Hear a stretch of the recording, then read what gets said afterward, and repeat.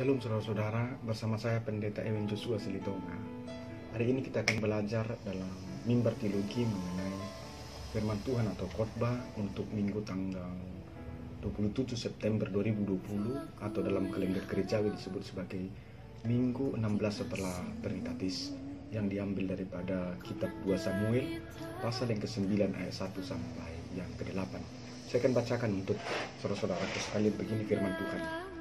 Daud dan Mephiboset. Berkatalah Daud, masih adakah orang yang tinggal dari keluarga Saul? Maka aku akan menunjukkan kasihku kepadanya oleh karena Jonathan. Adapun keluarga Saul mempunyai seorang hamba bernama Ziba. Ia dipanggil menghadap Daud, lalu raja bertanya kepadanya, "Engkaukah Ziba?" Jawabnya, "Hamba tuanku." Kemudian berkatalah raja, "Tidak adakah orang yang tinggal di keluarga Saul? Aku hendak menunjukkan kepadanya kasih yang dari Allah." Lalu berkatalah Ziba kepada raja, "Masih ada seorang anak laki Jonathan yang cacat kakinya." Tanya raja kepadanya, "Di manakah ia?" Jawab Ziba kepada raja, "Dia ada di rumah Makir bin Amiel di Lodebar." Sesudah itu raja menyuruh orang mengambil dia dari rumah Makir bin Amiel dari Lodebar. Dan Mephiboset bin Jonathan bin Saul masuk menghadap Daud. Ia sujud menyembah Daud, kata Daud, "Mephiboset." Jawabnya, "Inilah hamba Tuanku." Kemudian berkatalah Daud kepadanya, "Jangan takut, sebab aku akan pasti menunjukkan kasihku kepadamu. Oleh karena Jonathan ayahmu, aku akan mengembalikan kepadamu segala ladang Saul, nenekmu, dan engkau akan tetap makan sehidangan dengan aku." Lalu sujudlah Mephiboset dan berkata, "Apakah hambamu ini sehingga engkau menghiraukan anjing mati seperti aku?" Saudara-saudaraku yang saya kasih dalam Kristus Yesus Tuhan kita, rema atau tema pada minggu ini adalah kepedulian terhadap yang disabilitas. Saudara-saudara, ini mengenai bagaimana kebaikan yang dilakukan oleh Daud. Daud adalah tipe orang yang membalas budi. Daud adalah tipe orang yang mengingat kebaikan. Dan Daud adalah tipe orang yang memegang janji. Nah, karakter-karakter seperti Daud ini sudah semakin terkikis dan tererosi dalam era zaman sekarang. Tapi saya percaya melalui firman ini kita sedang diarahkan Tuhan agar memiliki karakter-karakter seperti Daud ini, yaitu seseorang yang pegang janji, seseorang yang mengingat kebaikan, dan seseorang yang teguh kepada pendiriannya. Kita tahu bahwa Daud ini adalah pada pemerintahan Raja Saul, dia adalah seorang hamba, bahkan dia sebagai seorang yang pemain musik atau penghibur daripada Raja Saul. Sekalipun Daud pernah dipakai Allah secara luar biasa ketika dia mengalahkan Goliat. Akan tetapi ketika Allah berfirman kepada Samuel dan Saul mengetahui bahwa Allah tidak berkenan lagi kepada Saul karena Saul melakukan dosa dan pelanggaran setelah ia merasa hebat dengan jabatannya, dan jabatan itu akan diberikan kepada Daud, kebencian Saul kepada Daud luar biasa dan dia memburu Daud untuk membunuh Daud. Tetapi yang paling menarik adalah anaknya Saul bernama Jonathan. Sekalipun Jonathan mengetahui bahwa bapaknya begitu benci kepada Daud, tetapi Jonathan tidak ikut-ikutan benci kepada Daud karena dia tahu Daud itu baik, dan memang ayahnya membenci Daud itu karena putusan Allah yang mengkehendaki bahwa Daudlah yang akan memegang tampuk kerajaan di Israel. Nah, Jonathan mengasihi Daud, dan Jonathan sadar secara iman bahwa apa yang diputuskan Allah akan terjadi. Maka Jonathan mengajak Daud untuk membuat perjanjian agar ketika Allah memberikan atau nyatakan apa yang sudah difirmankannya, Daud mengasihi keluarga mereka, dan terjadilah perjanjian itu. Dan namanya Tuhan, apa yang dikatakannya akan terjadi dan tergenapi. Lalu dengan cara yang ajaib, sesuai dengan perputaran waktu, pergantian hari, tahun demi tahun, Daud sampai kepada tahtanya dan dia menjadi raja dan memerintah di sana. Tapi Daud bukan karakter manusia yang sering kita dengar yang berkata seperti kacang lupa pada kulitnya. Bukan seperti karakter manusia dalam era kontemporer Sewaktu susah dia tunduk-tunduk, ketika dia kaya tiba-tiba dia menjadi orang yang paling angkuh. Sewaktu dia miskin dia menghina-hina orang kaya, lalu ketika dia kaya dia sangat jahat kepada orang miskin. Pada waktu budak dia begitu marah kepada para penindas, tetapi ketika dia sudah kembali berubah hidupnya menjadi tuan, dia berubah menjadi penindas baru. Daud tidak memiliki karakter seperti itu. Nah, saudara-saudara, ketika Daud pada sampai puncak kejayaannya, ia hendak melaksanakan apa yang telah dia janjikan.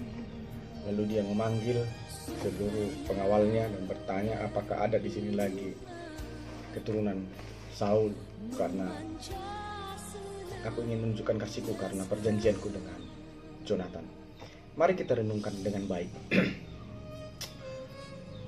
Jika bukan karena Jonathan, atau kita katakan jika karena Saul, maka saya pikir seluruh keturunan Saul akan merana dan menderita pada rejim pemerintahan Daud. Tetapi karena Jonathan, maka Mephiboset mendapat kebaikan, kekenyangan, kehormatan pada rejim Daud. Artinya sederhananya saya mau katakan begini, jika karena opung atau kakeknya si Mephiboset yaitu Saul, maka Mephiboset itu akan sangat merana pada rejim Daud. Tetapi karena bapaknya si Mephiboset ini yang bernama Jonathan, akhirnya dia bisa mendapatkan kebaikan, kehormatan, dan kemakmuran pada rejim Daud. Perhatikan saudara-saudara, bagaimana kebaikan yang ditanamkan orang tua ternyata ikut dinikmati oleh anak-anaknya. Perikop ini menyingkapkan itu. Sekali lagi saya ulangi, bagaimana kebaikan orang tua yang dahulu bahwa ikut dinikmati anak-anaknya, yaitu jika kebaikan. Sebaliknya, bagaimana kejahatan orang tua yang dulu itu juga akan ikut ditanggung oleh anak-anak. Pesan pertama saya mau berkata kepada saudara-saudara yang menyandang gelar sebagai orang tua, sebagai bapa, sebagai ibu. Jika engkau ingin melakukan kejahatan, pikirkan dulu baik-baik. Jangan pikirmu hanya engkau yang akan menanggung kejahatan itu, tetapi anak-anak akan ikut menanggung kejahatan. Maka berpikirlah beribu kali sebelum melakukan kejahatan, karena bukan hanya kamu yang akan menanggung, tapi juga anak-anak. Tapi lakukanlah ini, lakukanlah kebaikan, lakukanlah kebajikan pada setiap orang. Karena kebaikan yang kau lakukan itu akan mengalir lagi. Dan bukan hanya kamu yang akan mendapatkan, tetapi anak-anakmu.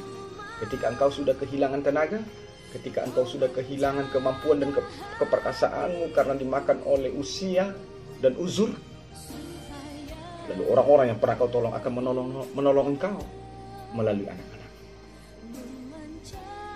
Dan itu yang dikatakan firman Tuhan, bahwa tindak tanduk yang dilakukan orang tua ikut ditanggung oleh anak-anaknya. Seperti Tuhan berkata bahwa aku adalah Allah yang cemburu, yang akan membalaskan kesalahan bapa kepada keturunan kedua dan ketiga bagi orang yang membenci aku.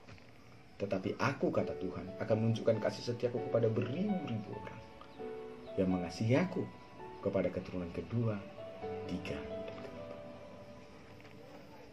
So, orang tua, saudara sebagai ayah, saudara sebagai ibu, pikirkan baik-baik. Tapi Mephiboset ada orang yang paling beruntung, karena ia memiliki seorang ayah yang luar biasa, seorang ayah pelaku kebaikan, sehingga ayahnya Jonathan sudah mati, tapi kebaikannya terus memberkati anaknya Mephiboset. Jadilah orang tua seperti itu. Buatlah anak-anakmu beruntung, bukan karena kau sebagai ayah yang kaya, bukan karena kau sebagai ayah yang berpangkat, bukan. Tapi buatlah anak-anakmu beruntung dan merasa bangga ketika jasadmu sudah tidak ada lagi, ketika nafasmu sudah tidak ada lagi, tapi kebaikan yang pernah kau lakukan kepada orang lain terus terdengung dan terus memberkati dan menolong anak-anakmu di dalam kesulitan. Saudara-saudara yang saya kasih dalam Kristus Yesus Tuhan kita, ternyata Mephiboset ini seorang yang cacat, atau dalam istilah kita sekarang adalah disabilitas. Kakinya pincang. Di dalam tradisi Yahudi, orang-orang cacat tidak mendapat tempat, tidak mendapat bagian. Berbeda dengan konteks kita sekarang, bagaimana orang-orang cacat, orang disabilitas masih terus diperhatikan oleh pemerintah. Ada dibuat perlombaan untuk orang-orang cacat, ada dibuat sekolah khusus untuk orang-orang cacat, dicarikan alat bantu belajar dan lainnya untuk orang-orang cacat. Tapi pada konteks perjanjian lama ini, orang cacat atau disabilitas akan menjadi orang yang sangat tidak terpandang dan tidak berguna. Saudara-saudara, kebaikan yang dilakukan Daud kepada Mephibosheth bukan karena dia disabilitas pada awalnya, tapi karena bapaknya Jonathan, karena perjanjian, karena konvenan yang dilakukan oleh Daud dan bapak Mephibosheth yang bertemu. Tetapi pertolongan Daud melalui perjanjian mereka dengan Jonathan kepada orang yang disabilitas atau Mephibosheth menyempurnakan kebaikan yang akan diberikan oleh Daud. Artinya begini, saudara, sudah baik loh kalau kita menolong orang karena kita tepat janji. Sudah baik loh kalau kita menolong orang karena kita mengingat segala kebaikannya atau kebaikan dari keluarganya, atau kita istilahnya tahu balas budi. Itu sudah baik. Orang yang tahu balas budi itu orang yang baik. Tapi jauh lebih baik dan jauh lebih sempurna jika orang yang kau tolong itu adalah orang yang cacat atau disabilitas. Sesuai dengan rema pada minggu ini adalah kepedulian terhadap orang yang disabilitas. Sudah baik jika kau tolong orang yang di lampu merah. Sudah baik kamu menolong orang yang tempat minta. Tapi jauh lebih baik dan jauh lebih sempurna jika orang yang kau tolong adalah orang yang mengalami disabilitas. Lalu kita akan bertanya, kita akan refleksikan, loh, tapi kan saya nggak punya perjanjian dengan orang lain seperti Daud yang buat perjanjian dengan Jonathan karena itu dia mau menolong anaknya Mephibosheth yang disabilitas. Lalu saya kan nggak punya perjanjian, apa dasarnya saya mau tolong orang? Ya mungkin kita tidak punya perjanjian dengan sesama kita manusia atau dengan orang lain seperti Daud yang buat perjanjian dengan Jonathan.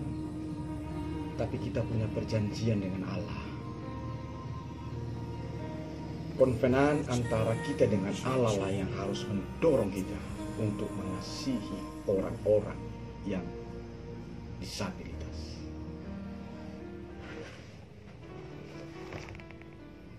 Kita sudah berjanji kepada Allah bahwa kita akan menolong orang-orang susah, orang-orang miskin, orang-orang yang butuh pertolongan. Sewaktu kita menyatakan ikrar iman kita, dalam pengakuan iman kita yang menandakan kita sudah dewasa secara rohani. Saat kita mau menerima janji pernikahan kudus, kita mengikrarkan, kita berjanji dengan Allah. Saat kita membawa anak-anak kita untuk dibaptis, kita berjanji di hadapan Allah. Saat kita menerima tahbisan, tohonan, pelayan Tuhan, kita sudah berjanji untuk menolong orang-orang susah dan miskin. Kita jauh selangkah lebih hebat daripada Daud. Karena Daud berbuat baik karena dia memiliki konvenan perjanjian dengan sesama manusia, yaitu Jonathan. Kita jauh selangkah lebih baik. Kita berbuat baik bukan karena kita buat perjanjian dengan sesama kita manusia, tapi karena kita buat perjanjian dengan Allah. Kenapa saudara harus tolong saya? Karena saudara sudah berjanji dengan Allah untuk menolong semua hamba. Kenapa saya harus tolong saudara? Karena saya sudah berjanji dengan Allah bahwa saya harus tolong saudara dalam kelemahan saudara. Perjanjian kita dengan Allah itulah yang mendorong kita untuk menolong setiap orang, dan secara khusus untuk orang-orang yang cacat. Orang yang cacat di matanya, orang yang cacat di kakinya, orang yang cacat di telinganya, orang yang cacat di tangannya, orang-orang disabilitas. Tuhan Yesus memberkati saudara-saudara.